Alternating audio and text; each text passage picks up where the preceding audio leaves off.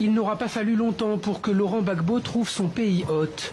Moins de 24 heures après sa remise en liberté conditionnelle, la Belgique a officiellement annoncé qu'elle acceptait de l'accueillir. D'abord, c'est une collaboration très forte, évidemment, de la Belgique avec la justice internationale. Nous soutenons les démarches multilatérales. On coopère évidemment avec la Cour pénale internationale comme avec d'autres juridictions. Ici, c'est une demande de la Cour d'accueillir M. Gbagbo simplement parce qu'il a de la famille en Belgique. Sa deuxième épouse, un enfant à Bruxelles. Et donc, nous avons estimé qu'il était normal qu'il puisse séjourner pour sa libération conditionnelle. Il a été acquitté en première instance en Belgique. La localisation exacte de Laurent Gbagbo reste pour l'heure inconnue, mais on sait en tout cas que la Cour pénale internationale a imposé des conditions drastiques.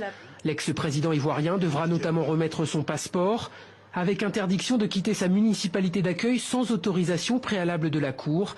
Il devra pointer une fois par semaine auprès des autorités belges.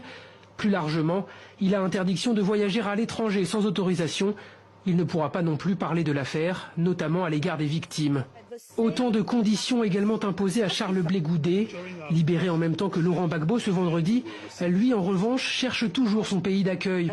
Selon son avocat, il se trouve encore à La Haye et des démarches ont été engagées. Ce ne sont pas les avocats qui font les démarches, c'est le greffe. Toutes les options sont envisageables et comme je vous le dis, je sais que la presse a évoqué tellement de pays, mais je dis que malheureusement, j'aurais bien voulu vous en dire plus, mais malheureusement, je suis tenu au secret, puisque cette partie de l'audience a été faite à huis clos. Dans tous les cas, je pense que dans les tout prochains jours, le greffe trouvera un accord avec un quelconque pays et puis peut-être ferait un communiqué pour dire le pays avec lequel ils ont eu l'accord.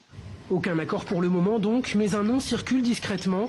Charles Blé Goudet ayant une sœur en Suède, le pays scandinave pourrait être une destination idéale.